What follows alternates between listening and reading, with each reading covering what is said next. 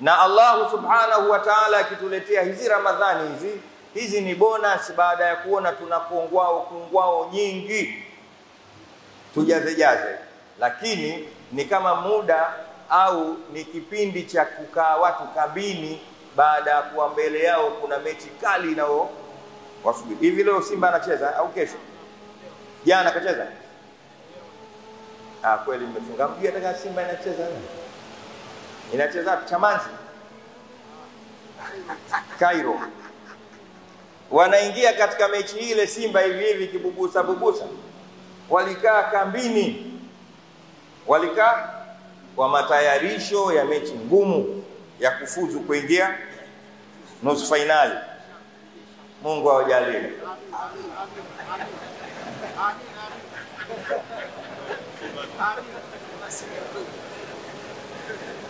Kumbe mnasikia. Mimi nafanya hivyo kuwashirikisha haya mazungumzo yangu muwe nayo. Msikae kiwoga mchangamke kama mlivyochangamka. Sawa? Mungu awajalie. Sasa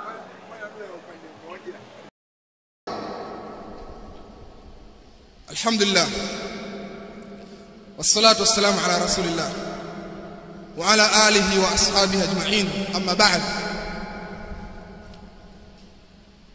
Nitataja machafu na madhara mafsadi ambayo yanapatikana ndani ya mpira, ambayo wanawachuoni wanayataja kwenye vitabu vyao. Ni madhara mengi sana, zaidi ya madhara 40 na kitu, lakini mimi nitataja baadhi tu machache mno kutokana na wakati. Madhara ambayo wanachuoni wanayataja ambayo yanapatikana ndani ya mpira, kwanza ni dhayaul waqt, kupoteza wakati. Watu wanapoteza wakati katika mpira. Watu wanapoteza wakati katika mpira. Utaona kwamba Muislamu akiamka anawaza mpira, akilala anawaza mpira.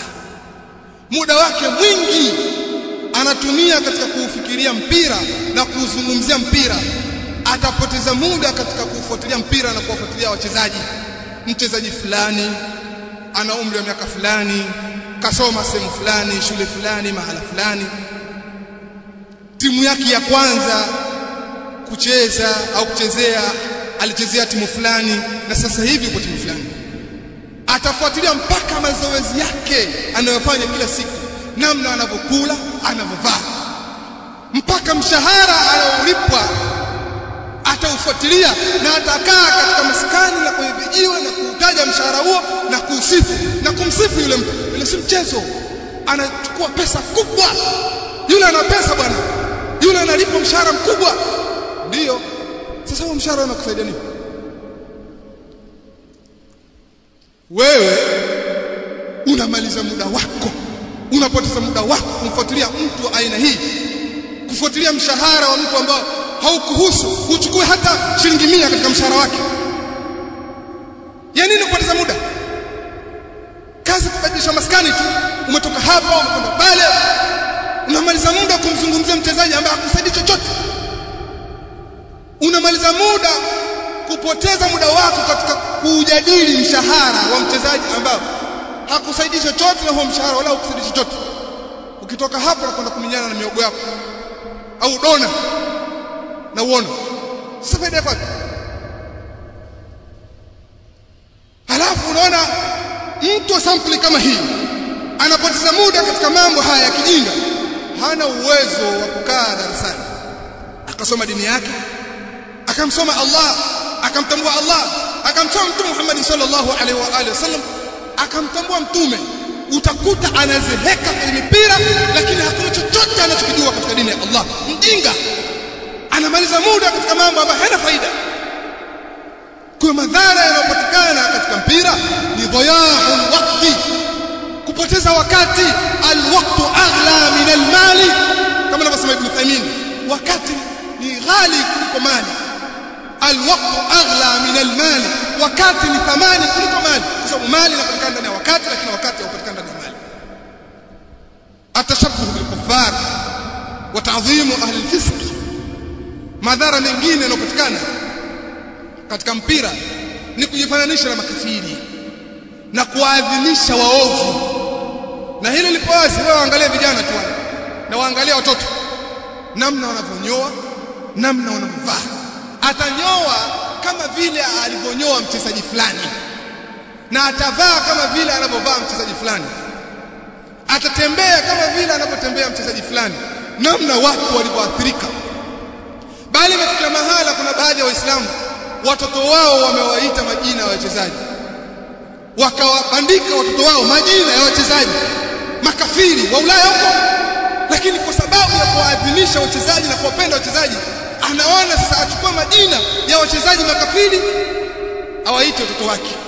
Majina manabii yapo, majina ya waja wema yapo, majina ya wanachuoni yapo, lakini wala hayaoni. Kwa nini? Kwa sababu akili yake ni akili ya kimpira, jahilia. Wallahu musta'an. Mimi nataja, si kwamba nayafafanua, nataja tu kwa ujumla, kwa sababu nikisema nifafanue muda utakuwa ni mrefu sana. Al-ghiba, pia machafu yanayotokana katika mpira ni kusengenyana, na ile lipo wazi.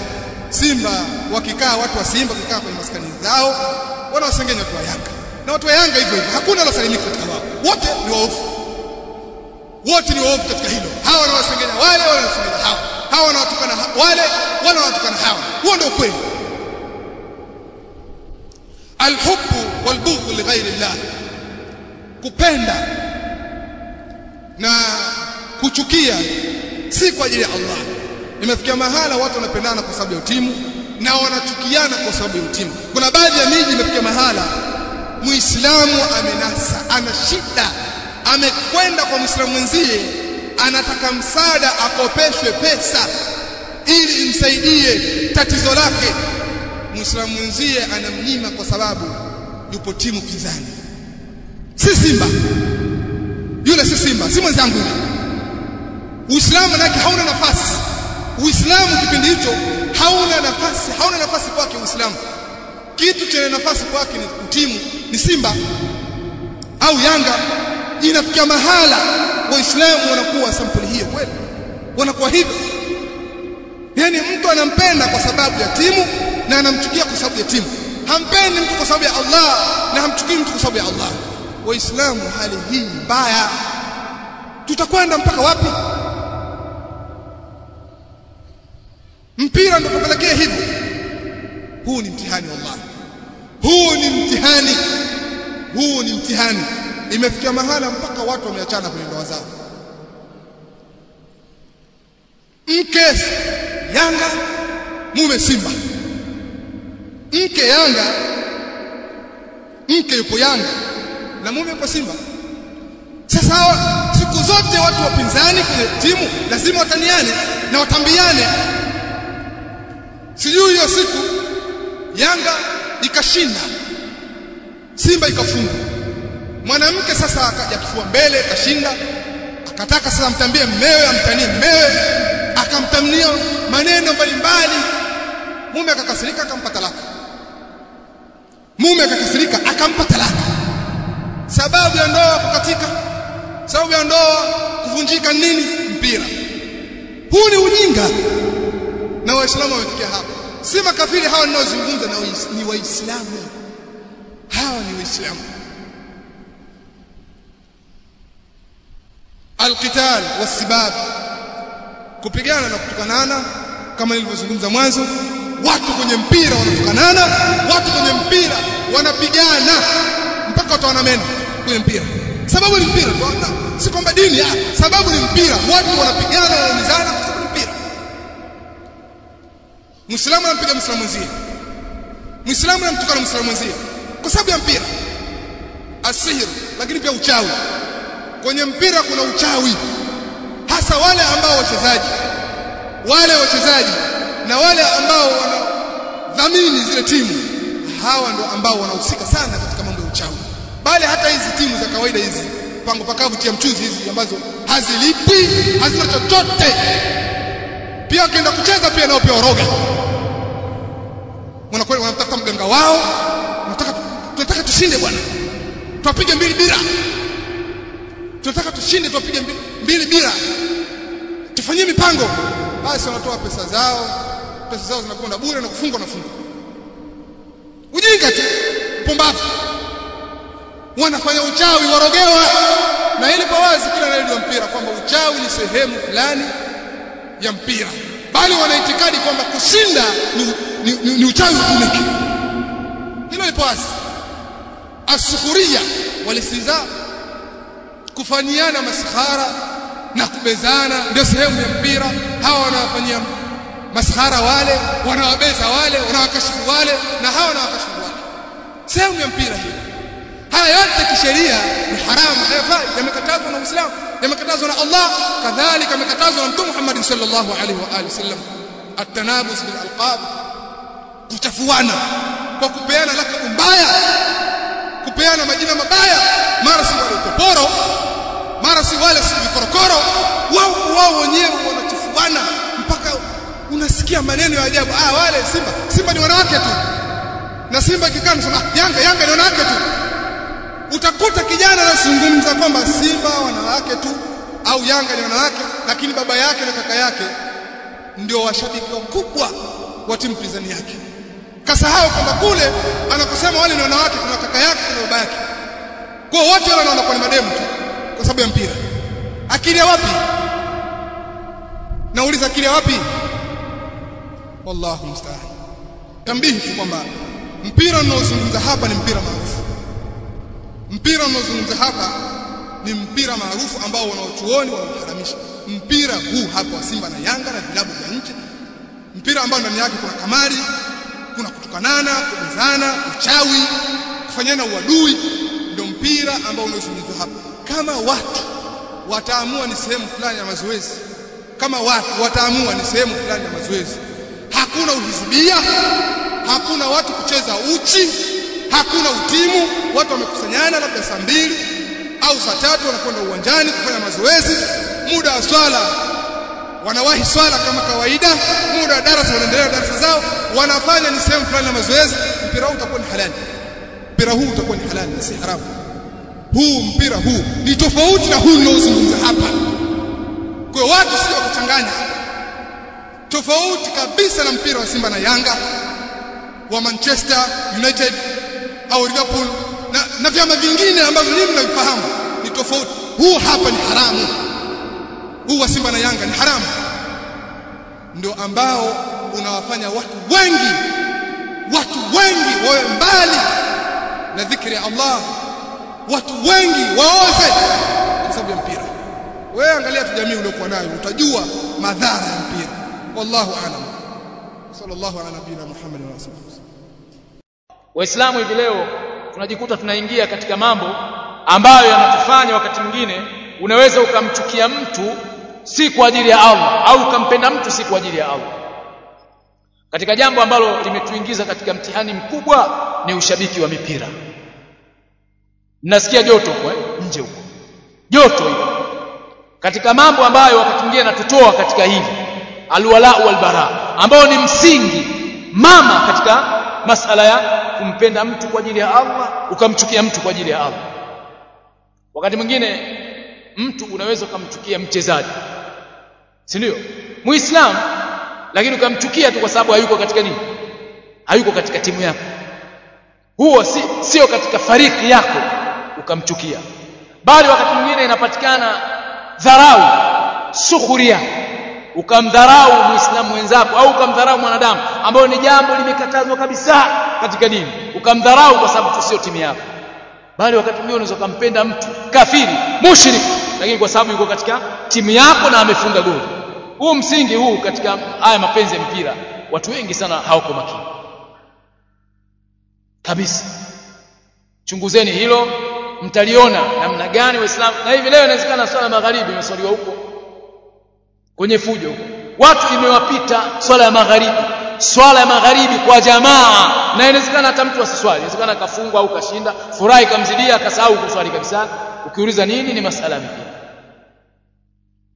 Alwala walbara, hii kuwapenda watu wa tauhid na kuwafanya kuwa ndio marafiki, na kuwachukia ahlu shirk na kuwafanyia uadui. Huna nafasi wewe ya kumpenda kafiri eti kwa sababu tu mchezaji wa timu yangu naipenda kafunga goli zuri. Nafasi hiyo huna. Alwala walbara, hiyo msingi hauna katika masala haya ushabiki wa mpira. Ni balaa moja kubwa sana ambalo limeharibu watu wazima, limeharibu watoto wadogo, jamii imeharibika kabisa. Na washirikina wakubwa tunafahamu watu hawa mipira, washirikina wakubwa wanafanya shirki. Kwanza ukiachana masala ya mambo ya kamari, si ndio?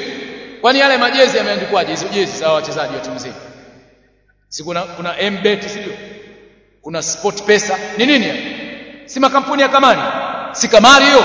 Au Waislamu hamjui kama ni kamari?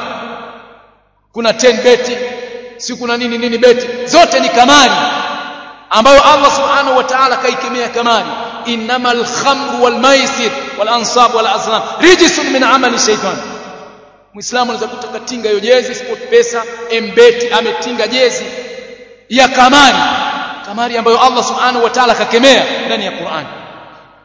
Pombe na kamari wal ansab na masala ya ramli rijsun, ni uchafu min amali shaytan, ni katika matendo ya shaytan.